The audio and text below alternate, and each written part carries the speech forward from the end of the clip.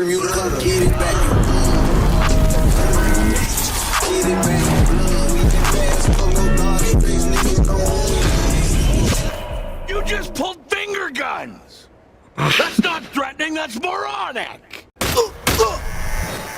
Perfect. All right. Overall, I'd say it's a good game. With the upcoming release of a soon-to-be awful Borderlands movie, I decided to play the most hated Borderlands game ever made, even more hated than Borderlands 3, which is a feat in itself. What is up, brothers and sisters? Brother, Dark Green coming to you live. We What's got that? something real special for you today. Your number What's one that, most brother? requested murder. But before I get into the brain rot that is this game, I just want to let you guys know that I have a second channel that's probably going to be for like live streams and other random stuff if you want to go check it out. But anyway, back to talking about this game. Yes! New Tales from the Borderlands is a sequel to the original Telltale's game, being developed during COVID and releasing almost 2 years ago, and was generally disliked by the fans, only getting praised by critics downplaying the massive amounts of issues with the game with its constant plot holes and bad joke telling. But if you actually decided to sit down and play what was described as a 10-hour-long sitcom, then you deserve a Purple Heart, because this game is torture, and I should know because I played the entire thing in almost one sitting, and have never felt something eat away at my sanity more than this. But at the same time, I don't know if I actually hate the game, or at least not as much as other people do. When I was a kid, I liked the smell of gasoline. And I feel like maybe that's why I like this game a little bit. I don't know. In order to understand the story, we must understand the characters. So we start the game off with Anu, a scientist who is extremely stupid and is constantly having panic attacks. I made it, and maybe works. Better world. It's a better world. Will be better. I mean, it's. And now I'm sweating more. Octavio, what do I do? Help! I need them. It's.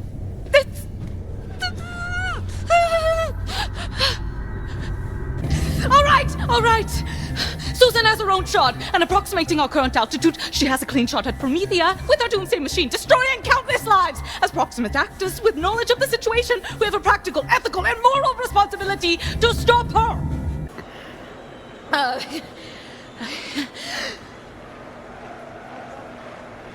Are you having a panic attack?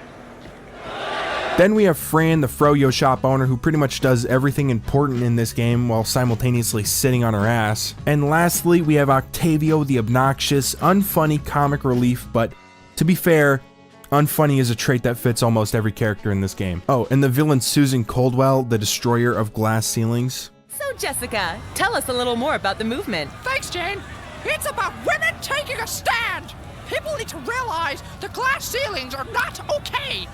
Women are here, we are equal, and we will not put up with oppression! One moment, Jane. BRB! Down with the patriarchy!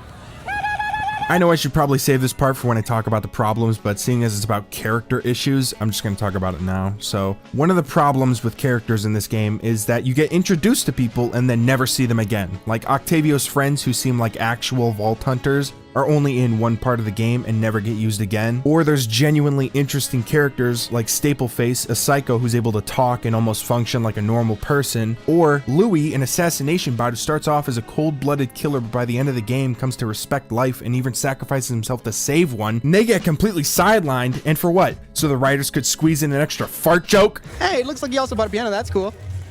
Nope, it's a bomb shaped like a piano. It's a bomb shaped like a piano. Who wrote that? And was like, this is a good one. This one is interesting. I think this one's gonna get a lot of laughs. Why is the only character development coming from a robot and a psycho and not the 3 humans who take up a majority of the screen time? And I'm sure there's probably someone out there who's probably thinking like, oh, well, there was some character development. No, there isn't. Fran never overcomes her anger issues, Anu never stops panicking, and Octavio never stops being dumb.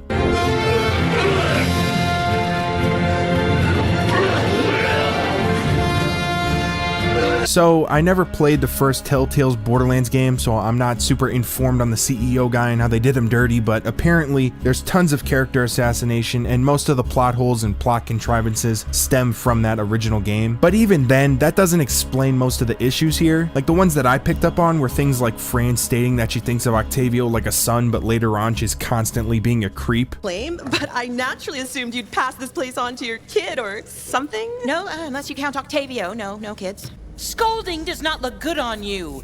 Young man. What the fuck? And then there's a whole part of the game that just makes no sense. Like, the group easily finds a vault in Fran's basement, and after doing so, they kill a vault monster who are known to be really tough using the power of plot armor. And then, after all of that, they search the vault, which is also known to have all kinds of great loot. Stacks of cash? How is this inside a vault sealed by an ancient alien race? No, you know what? Don't overthink it, Annie.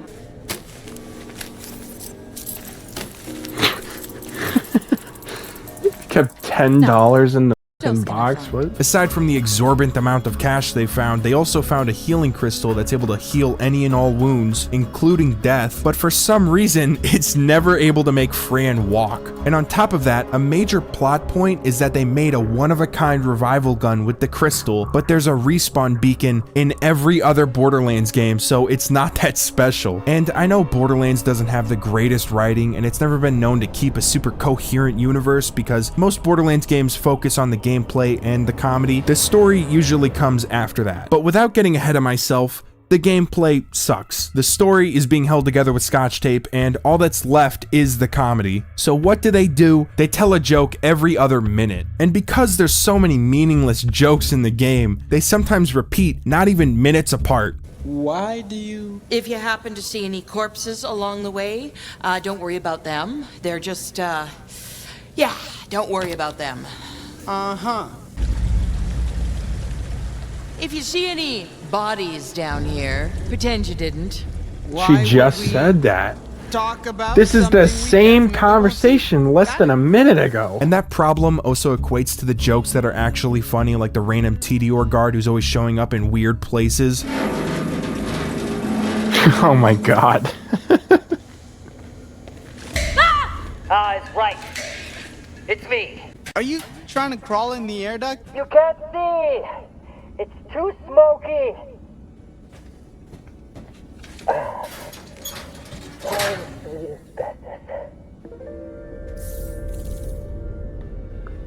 Yeah. It's not as funny, dude. It was funny when it was new. Another example of the writers getting carried away with their comedic genius is when they thought it would be funny to kill one of the main characters and have a dance sequence immediately after.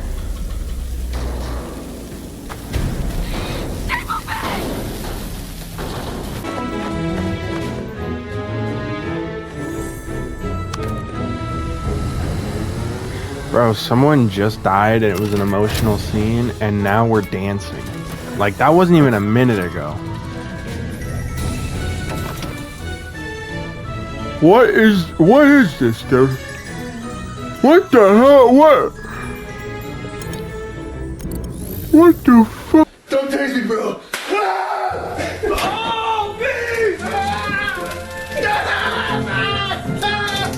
I already said it, but I'll say it again, the gameplay sucks, but to its credit, every choice in the game feels like it was meant to be done the way you choose, while there's also a bunch of other options that seem like they would fit perfectly, kinda like Detroit Become Human, except the replayability is terrible. Mainly because you're unable to skip anything or even choose a specific moment to jump into like Detroit Become Human. Instead, the only thing you can skip in this game is the occasional mini game, and I'm grateful I was able to skip those moments, but I would have much preferred to skip past the 60-minute dream sequence that goes on an hour longer than it needed to. Re-evaluate my beliefs. I originally believed he didn't value my opinion. Now, though... Oh my god, I don't fucking care! Oh my god!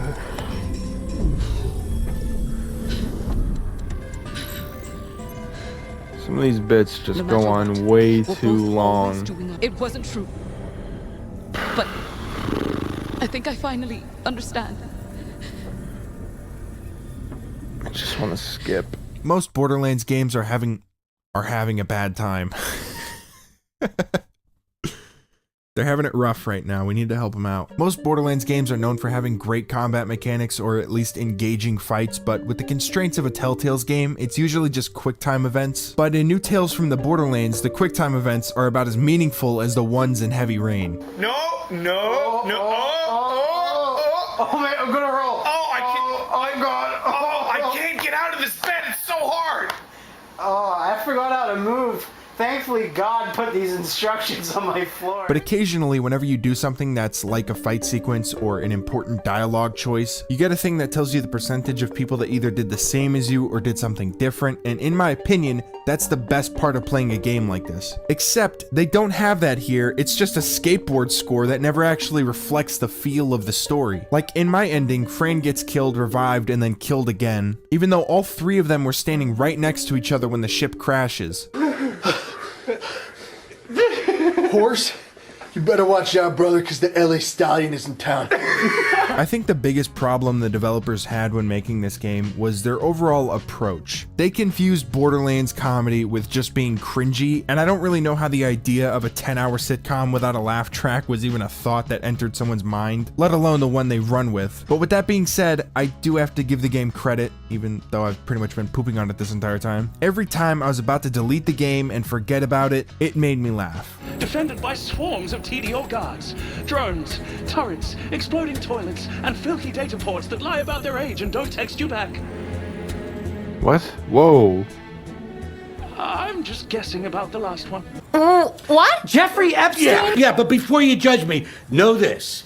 Yes, I was on the sex island, but only for the snorkeling. I didn't know anything about the kid stuff. So even though it has tons of problems and things that get annoying, it's not that bad. And I feel like as far as Telltale's games go, this isn't the worst thing I've ever played. It's definitely really boring in the beginning and most of the way through, but at least I was able to laugh a couple of times, which is more than I could say for those games that usually rely on cool cinematic moments that, when compared to a real game, don't ever match up. So I don't know if this is my Stockholm Syndrome talking or not, but if I had to give New Tales from the Borderlands a score, I would give it a nice IGN 7 out of 10, which is like a 4.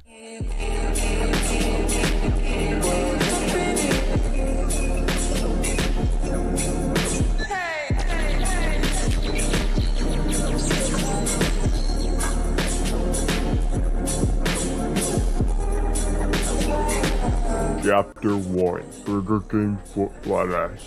The last thing you want on your burger All great stories is must foot come fungus. to an end.